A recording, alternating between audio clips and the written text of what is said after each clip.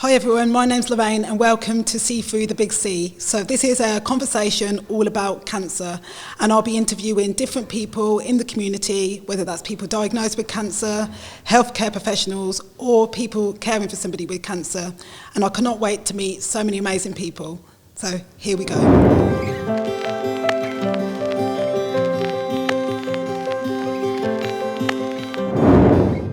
Hi Kim, welcome to See Through the Big C. Really excited to have you as a guest to share your story, which I know is going to help a lot of people. So we'll start from the beginning. So if you just say, first before we hear about your cancer diagnosis, what was your life like before you were diagnosed with cancer? Yeah, so I just got engaged in 2023 and then started my absolute dream job in the October. So I was working in a nursery with little babies in the baby room, which cute. I absolutely loved. I was doing 60 hours a week, so it was pretty tough, but absolutely loved it. It was the best thing. We were kind of just getting ready to get married, so we were due to get married in the February, so we were planning that. Literally life was just wedding all the time. We then got married in the February, which was the best day, what any girl really ever wants. So we had a really lovely day. Then after we got married, we booked in our honeymoon. Lovely, so we were getting excited for that. But it was April. So I was just working, my husband was working, my stepson was at school, we were just living normal life really, enjoying being newly married. And then it was a Thursday night and I was at home on my own and I'd just getting in the shower and felt a lump in my right breast. Didn't really think a lot of it, but straight away rang my mum and just said... checking yourself or you just found it? No, so I will say I probably should have done. I was quite lazy when it came to checking. I also, because I've got bigger breasts, couldn't really feel anything, which, isn't probably the best thing to do. So wish I was doing that a bit more. But it is harder to feel. I have then later been told that it is harder to feel lumps when you're bigger breasted. So, but this lump that I found was, I basically just brushed my hand against my breast and I could feel it. It was big, it was large. So I rang my mum straight away and just said, Mum, I found a lump, what do I do? And she said, look, you can't do anything now. It's probably going to be nothing. Why don't you ring the doctors in the morning and get in?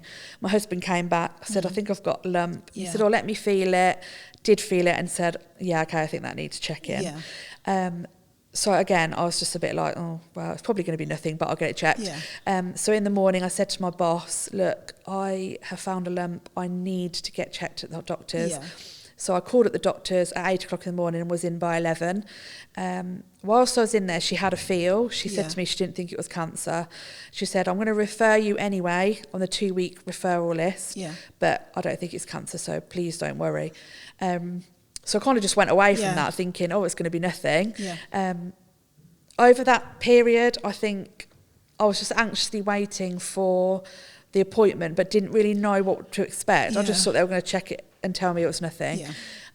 So I went, it was a Saturday morning, me and my husband went, and you first of all get called in to see a consultant who then checks your breasts. And he said, I can feel the lump, but it feels like a fibroedema, which I'd obviously never heard of before.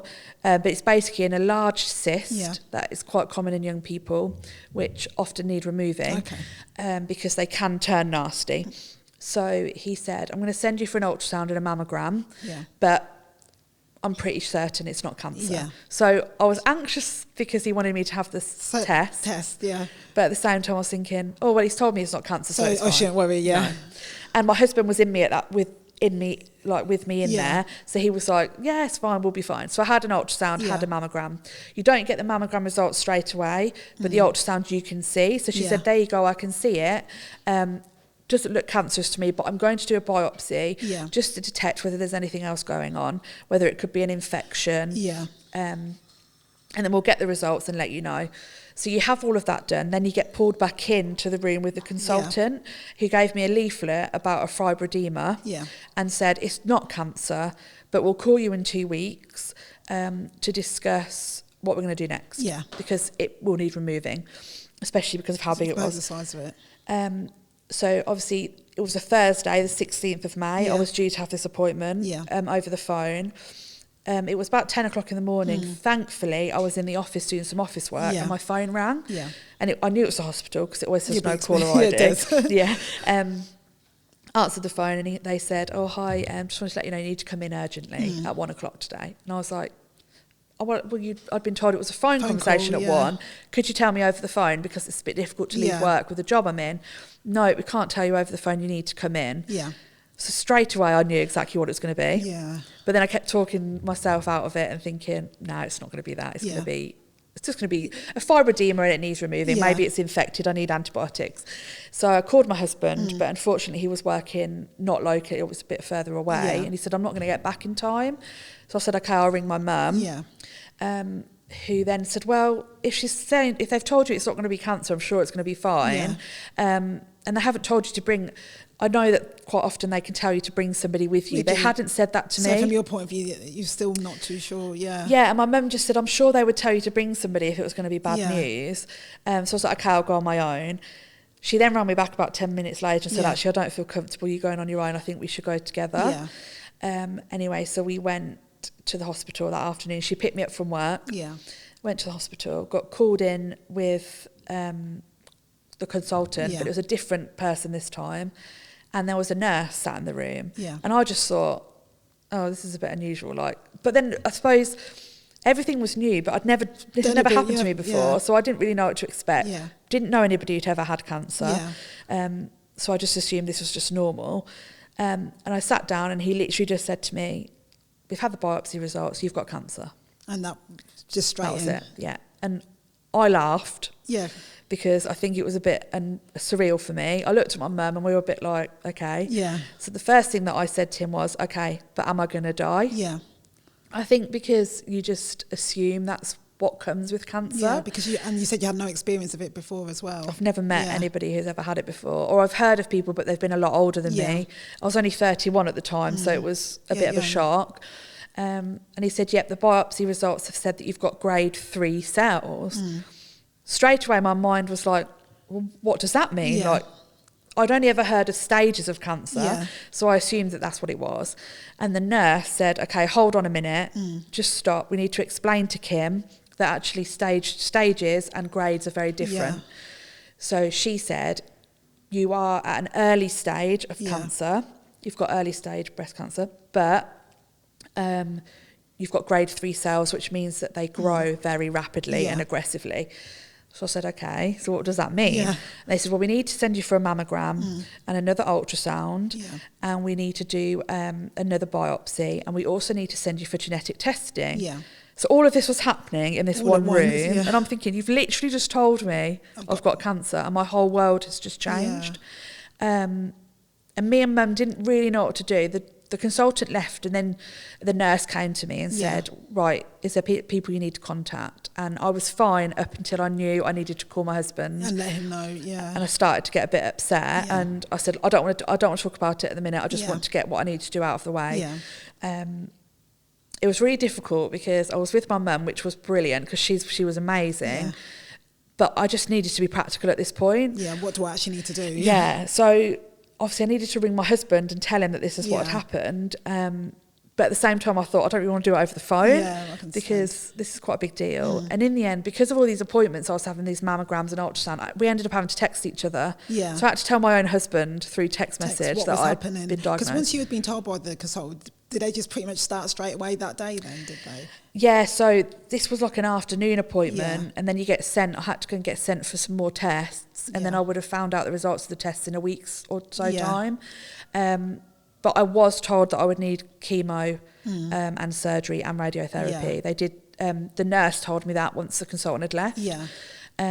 But they were waiting on a result. So obviously with breast cancer, you have lots of different types of breast cancer, which can be hormone receptive. However, my ER and my PR had come back negative, but we're waiting. What does that mean, just in case people don't So it's know? an estrogen receptor and a progesterone receptor. I think that's how you say it. Sounds right to me. Receptor. And then you also have a HER2, which is another hormone in your body. They were waiting on my HER2 result, which basically then determines what sort of treatment you need to have. but obviously during this time I'm thinking I need to tell people what's going on. So my husband then rang round his side of the family, and I called my family and told them over the phone, just to kind of say... That's a lot to deal with on one day. It all felt pretty rushed, but as a family unit, we are really together, close. We kind of need to just tell each other. And I thought, I need to just do it now. And also, I think it distracted me from what I'd just been told. So I had something else to focus on, if you know what I mean. Do you feel in terms of like what you were told, do you just felt that information was dumped on you and your mum and you were left? I do, by the consultant. I just felt it was like, I can't really explain it. I just almost felt as if it was, they were numb to what they were saying, even though they weren't really aware of the fact they'd just changed my entire life. In those 3 words, you have cancer, it's like, okay, well, that's everything. My whole life now is changed to what I thought it was. But I will say, once I'd had the tests, I then got put into a separate room with my breast nurse, and she went through everything with me. She was amazing. Sharon, she's from Northampton. She is incredible, and she was so supportive. She went through every detail. She straight away told me that I wouldn't be able to work because I work with children, and because of the chemo I wouldn't be able to continue with that. She talked through everything with me. However, they couldn't start any treatment until they'd had this HER2 result, which was taking a lot longer than they wanted. So this was on the 16th of May. We were due to go on holiday on the 20th. And I said to her, can I still go away? She said, I think that's the best thing you can do. Go and spend a week away and enjoy it. Come back and we will start then. And I just thought, well, that's what I need to do. I think I just need time away. We were going away with my husband's family. I said, I think I just need to go away, have that kind of time to deal with what I'm about to... And then start. So we went away, didn't really hear a lot while I was away. They're still waiting on this HER2 result. When I came back, I then got a phone call, and I think you want it to be negative. So you get told you've got cancer. You want all the results after that to be negative because you just assume negative is best. So I got told the HER2 result was negative, like the other 2 results. And I was really happy. I was then later informed that that's not a good thing. So if you have a non-hormone receptive cancer, you have triple negative breast cancer, which I wasn't aware at the time, but I am now, is one of the most aggressive forms of cancer and is quite rare in young people. So when I saw my consultant, so I then obviously got referred to an oncologist, met my oncologist, and she basically said, this is a difficult sort of cancer. The treatment's really intense. You need to have immunotherapy, which is a therapy you have after your treatment to try and kill off the cancer cells, retrain them. But this isn't the sort of cancer that you really want when you're at your age. You're not great, thanks. That's literally how I felt. And it was a shock, but also at the same time I just thought, well, it's cancer. Like, whatever cancer you have is difficult. But when she kind of went into that detail and said it's really aggressive, not the sort of cancer you want, I just was a bit confused about what was going on. Where's it come from then? And she said, well, normally with triple negative, there is a gene mutation, so you have a faulty gene. We're waiting on your genetic testing result. Once that comes back, it will determine what sort of treatment you can have. So I knew I'd need chemotherapy, and she did tell me it would be very intense, weekly chemo, and it'd be for about 18 to 24 weeks. It's a long time. Now I am completely and utterly afraid of sickness. Anybody who knows me knows that's literally me. So I straight away just started to panic, and I said to her, will I be sick? And she said, well, that is a side effect, but if we know you're emetophobic, we will put everything in place to make sure that doesn't happen. Be as sick as possible, So she, straight on my notes, wrote, Kim's emetophobic, and prescribed me all the tablets to support that. But she said, this is going to be really super intense chemo. You really need to be aware of that. She told me I was going to lose my hair. She told me that I'd probably gain weight because the amount of steroids I need to go on. And prior to this time, I'd been trying to really lose weight because obviously I'd just got married. So I'd been on a bit of a health kick. She said, you will gain weight, you're going to be really fatigued, and there's quite a lot of complications that come with the sort of chemo you need. So I just said to her, well, we just need to do it. Yeah. At the end of the day, if it's going to work, it's going to work. And how did you feel though? Because that's a lot to take in from your perspective. I've never been one to be very bothered about what I look like, so I didn't really mind about the fact that I'd lose my hair. I was more concerned about the weight gain than anything. And also, I am a doer. Yeah. So being told that you're going to have to rest and you're going to be fatigued was not what I wanted to hear, because I was working 60 hours a week. I am out all the time with my friends and family. Never really sat down. I wanted to be busy all the time. And I just thought, this isn't me. This isn't going to work. And that was, I'm trying to think because I started chemo on the 6th of June. So this must have been the end of May, beginning of June. Called my boss. Yeah. And said, look, I think it's best that I just go off sick, because I can't. At this point, I was getting phone calls probably 3-4 times a day, booking me in for various things, scans, chemo. I'm not allowed my phone on when I'm at work. I just said, I think it's best that I just go off sick. She was really, really supportive initially. So I went off sick, started chemo on the 6th of June. The biggest thing for me was I wasn't able to take my husband with me for any of my sessions. How come? So because I'd stopped working, I wasn't earning any money. So you had to go to... we could not financially cope with just... with none of us working and being on... Were you given any information about access to support? So I should have said that... When Sharon was talking to me when I initially got diagnosed, she mentioned about the Macmillan grant. So I applied for that, which is a £200 one-off payment, which was good. But that was it. Wasn't told about anything else. And it was only because I had my first chemo session. While I was in the chemo chair, there was a lady sat next to me. I can't remember her name, but she literally was a saviour for me on that day. I was on my own. My dad popped in to see me a bit, but I was obviously... You must have felt terrified going in on your own. I was, but I am somebody who is better at doing things on my own. I'm less emotional if there's not somebody there. I'm the sort of person that's like, right, this just needs doing, let's do it. I should have probably said that I needed neoadjuvant chemotherapy, which is chemo prior to surgery. So a lot of people with breast cancer will have surgery first. But because of the type of cancer I had, they needed the tumour to shrink before they could remove it. So I was having neoadjuvant. So obviously... that was prior to having surgery. So I sat in the chair and this lady said to me, you need to apply for PIP. And I thought, well, I knew about DLA because of my work history, but you don't really know much about adult care and adult support. And I thought, I can't apply for PIP. I'm not disabled, which sounds really silly and naive at the time, but that's generally what I thought it was for. And she said, no, because you're having really intense chemo. And she said...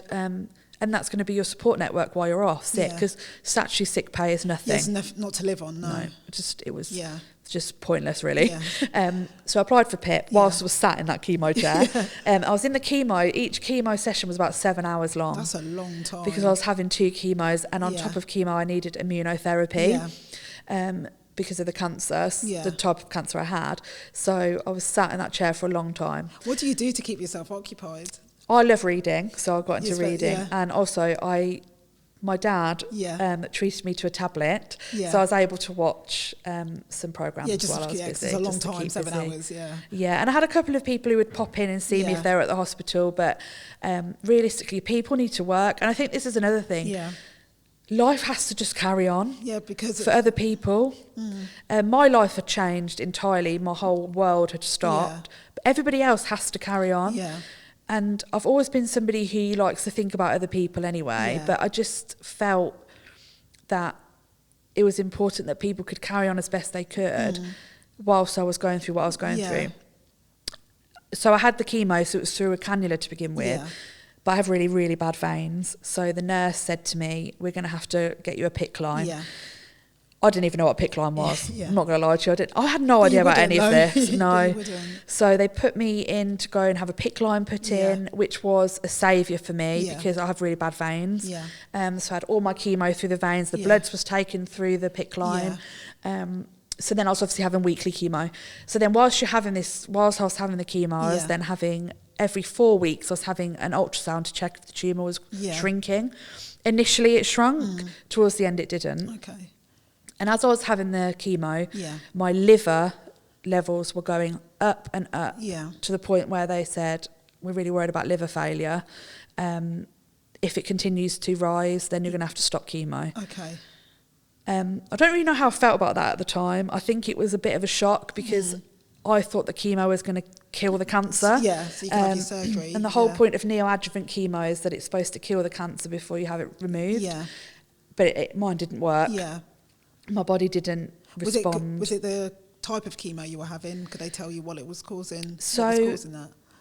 It's mainly immunotherapy can rise your liver enzymes anyway, and so can chemo. Yeah. But because of the amount of chemo I was having, a lot. And also because I was on a very high dose of steroids, just because of this type of chemo it was, my liver levels were just going up and up. So they put me on more steroids to see if they'd bring it down. It did work. Yeah. So I was on a lot of medication. Which meant I was gaining lots of weight, but it meant that I could have the chemo. Yeah.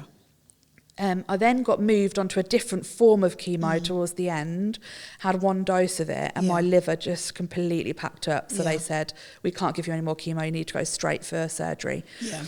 So my original plan was that I would have surgery in the January, but I actually had it in the November. Of 24? Yeah, of 2024. But it was really rushed. So that was pretty horrendous for me. I'm not surprised. Never had surgery in my life. Never been put under. Yeah. And I literally, within two weeks, I'd got a date for my surgery. And preparing for it. Yeah. So it was quite a long turnaround. Plus, not long finished chemo, so I wasn't very well. Because you had 24 weeks, you said, in the end, was it? So it should have been 24 weeks, but it got cancelled. So I had 18 altogether in the end. Yeah. But then it got cut short because of the health issues. And you need to go straight for surgery. Yeah. So obviously I went for surgery. Initially was told that I would have a breast reduction and a lumpectomy, so they would remove the tumour. Yeah.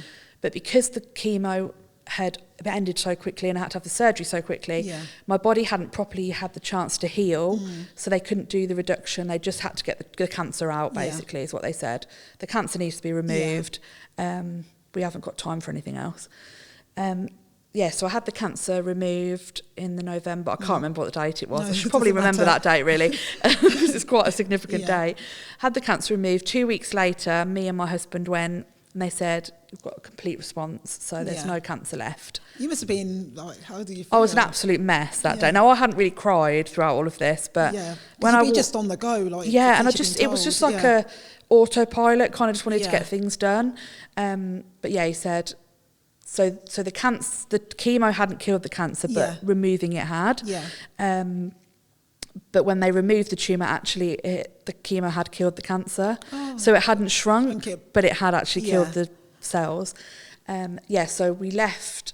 That was around the end of November, so just before Christmas. Yeah.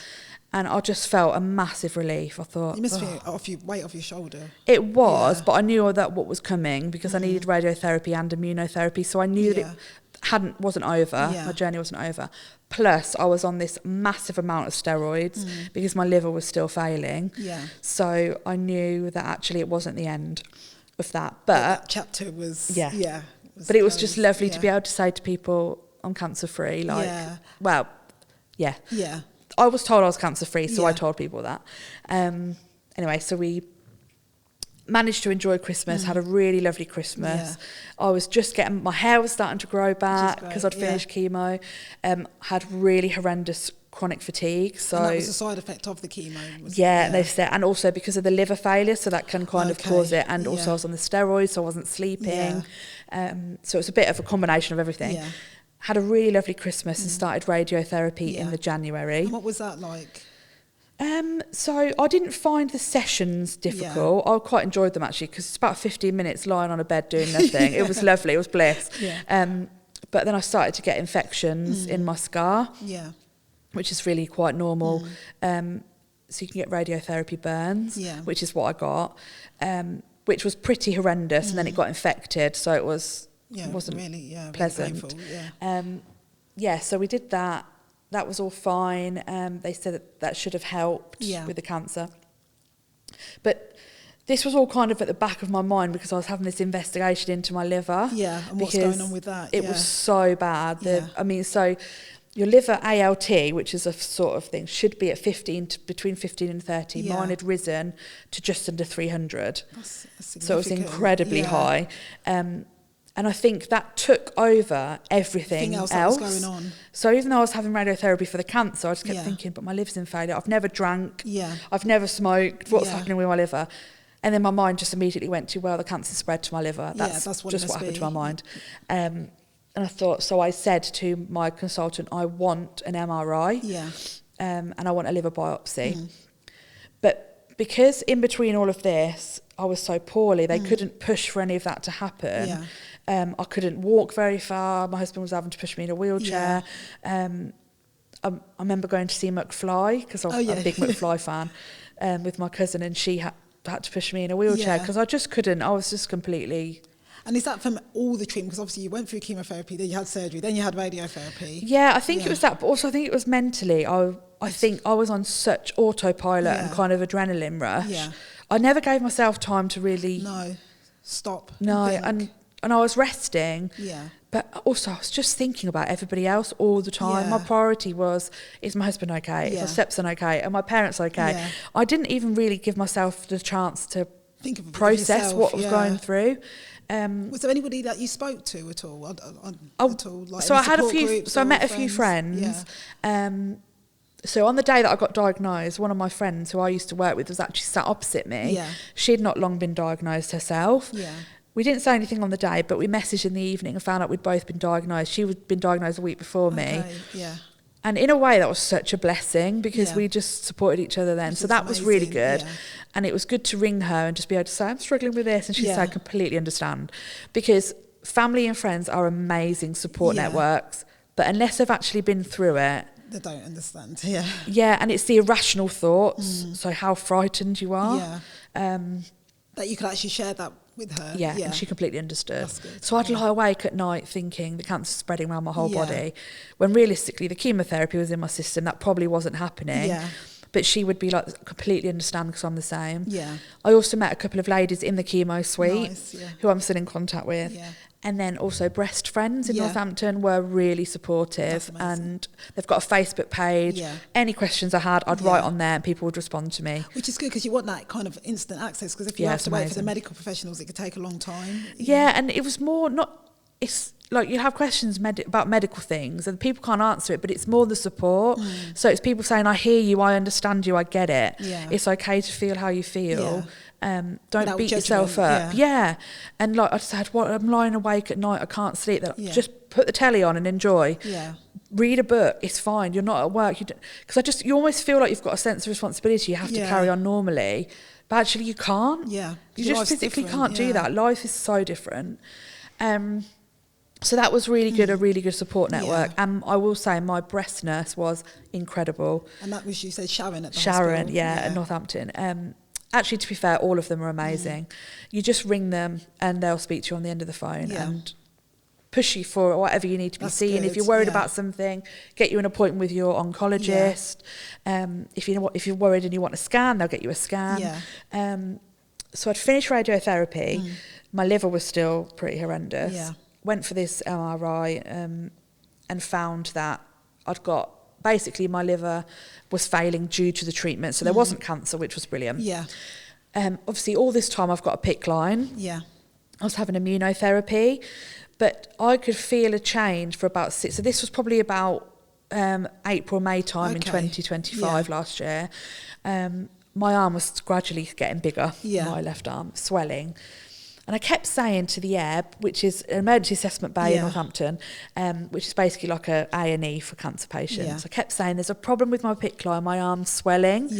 And they were saying, oh, okay, sometimes that can happen. It might just be that perhaps you've got a slight infection or the fluid's not going in. Sometimes that happens. It can sometimes get a bit stuck. But I'm sure it's fine. And it was fine. And I just took their word for it, which was great. But it just kept getting bigger. And then they couldn't draw the blood out of the PICC line and they couldn't get any fluid in. So I went to go and have an immunotherapy session and basically said in the chemo suite, I don't want anything until you scan my arm. Because I'm convinced there's a blood clot. I just knew deep down something was wrong. You know your body. So I went for a scan and they found that I'd got a blood clot surrounding my PICC line. So I was put on blood thinners. Absolutely fine. When you get a PICC line put in, they tell you you're likely to have a blood clot. That's something that kind of comes with it. So I was fine. But that night, my husband said, "Kim, your PICC line's bleeding," which shouldn't happen. So we went to the hospital, and they said, "Oh, it's dud. It's just not working anymore." Sometimes this happens, especially if you've had it a long time. I'd had it for over a year at this point, which is a long time for a PICC line. Yeah, it is. And they said, "Oh, it's probably just not." But because my veins are so bad, I needed a PICC line. But they said it's probably not working, so we'll just pull it out. It's literally as simple as just pulling it out, a bit of string. But when she pulled it out, she recognised that it was short. It wasn't the full amount. And this was at about 8 o'clock at night. And I was like, "Are you for real?" Like, I'm not being funny, but you're gonna have to with everything that I've just been through, and I'm starting to feel a little bit better. And now I've got this issue. Because you need to take it out. I thought it could only ever happen to me.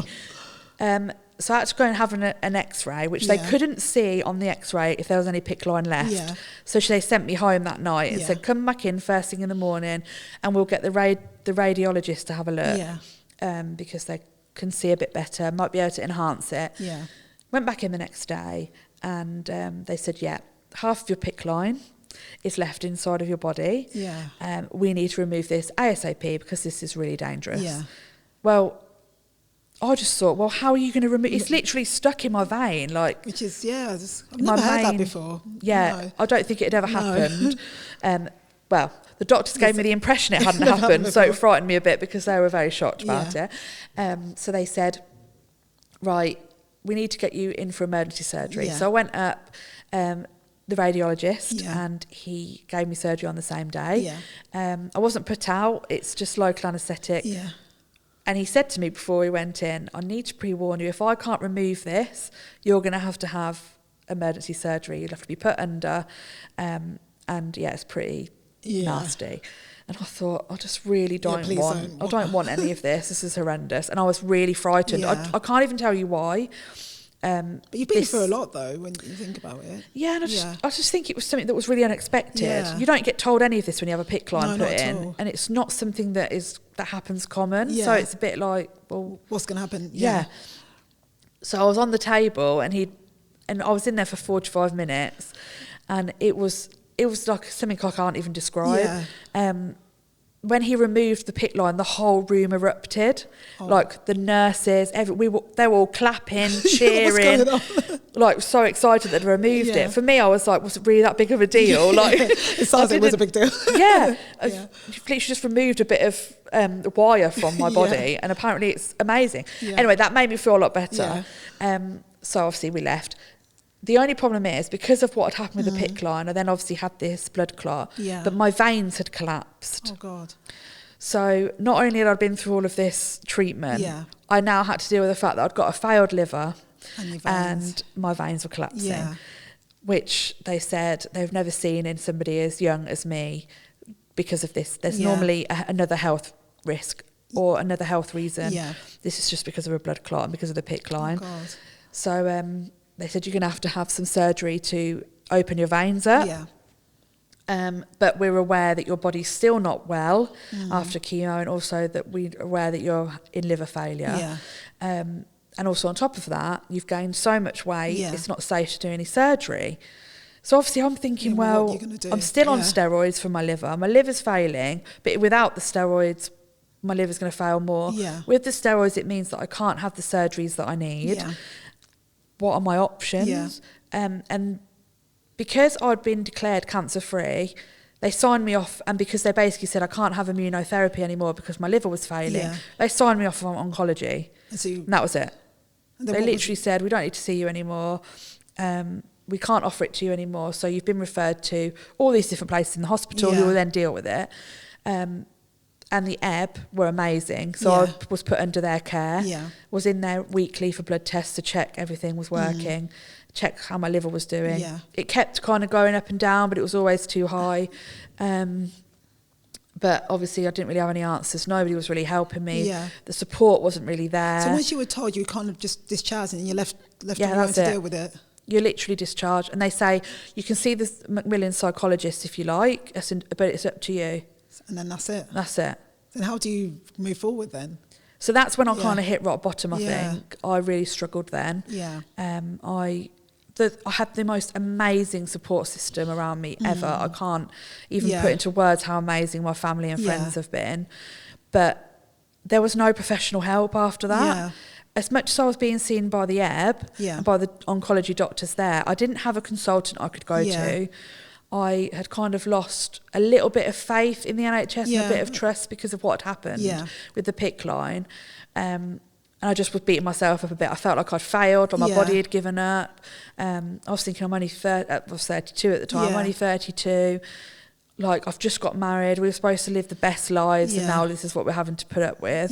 It's just one thing after another. It felt like it was one thing after another all the time. I was struggling to go out. I was spending days in bed, couldn't leave. I was feeling really low. And I just didn't really... So then I got in contact with the Macmillan psychologist, started some counselling, which was good. Was that quite easy to access? No.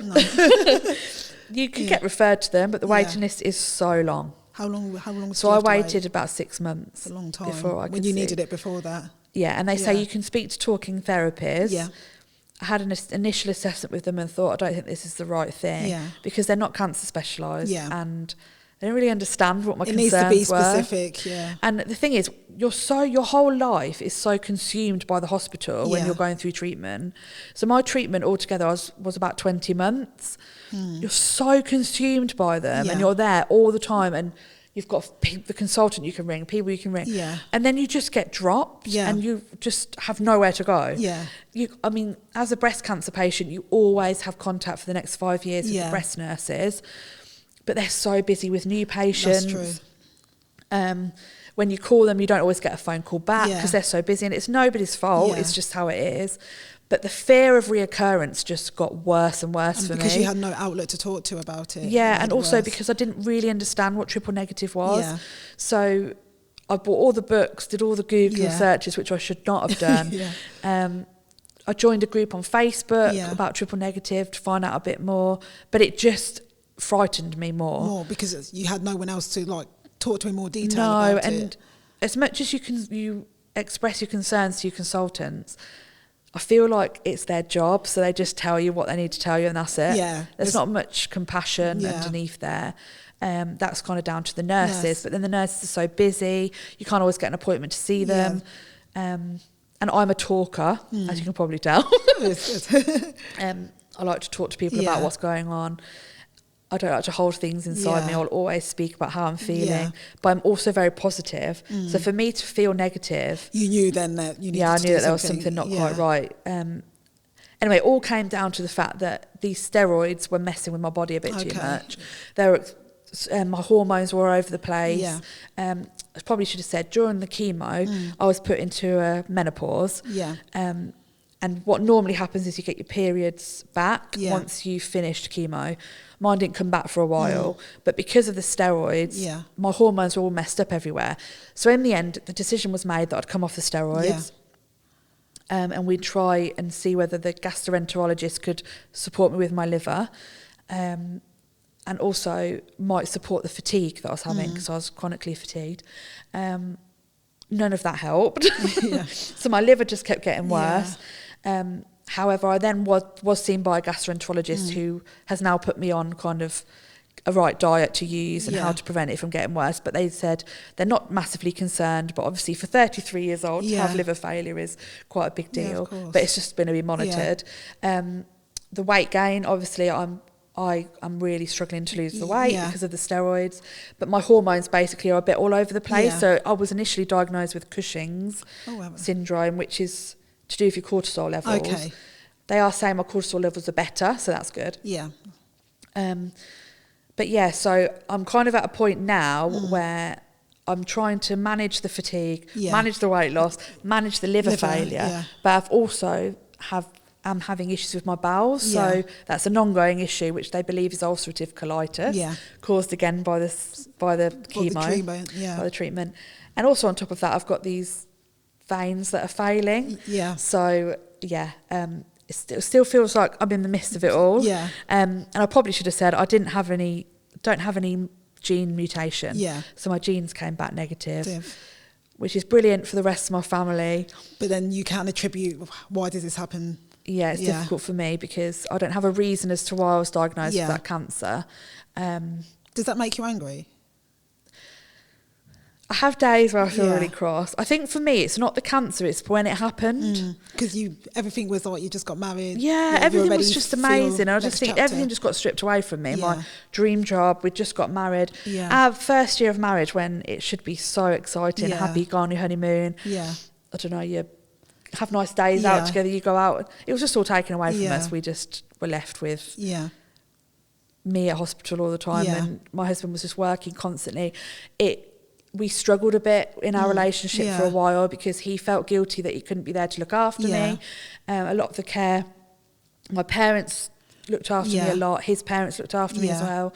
Amazing support system, but for him, he felt really guilty that he couldn't give me that support. I never felt that way about him because I wanted him to carry on as normal. I wanted life to be normal for him, as normal as it could have been. But for him, that was really difficult to manage, which I understand now a bit more. But we're still battling a lot at the minute, trying to find out reasons and how we're going to deal with the liver, with the chronic fatigue, because I'd love to go back to work, but some days I can't. And you're still not working because of how you are at the moment. And I just don't think I'll ever be able to go back to a full-time job. At the minute, that's how I feel. It might change. I'm still in and out of hospital. I've got to have a colonoscopy to check everything's okay with my bowels, with the colon. I'm also awaiting a hysterectomy. They've suggested, because I'm now unable to have children due to the cancer treatment, they suggested that a hysterectomy is the best option, which again was quite a big deal for me because you almost feel like as a woman that's kind of what you should do is birth children, and then to be told that you can't do that, especially at 33, it was a shock. I'm kind of around I've got my head around it a bit more now, but initially that was really hard. And nobody told you that was the potential at the start? So there is a potential. You do get told that it is, but everybody just kept saying to me, you'll be fine because you're young. So you didn't think of anything? All the doctors, all the nurses, you'll be fine, your body will go back to work in order because you're young.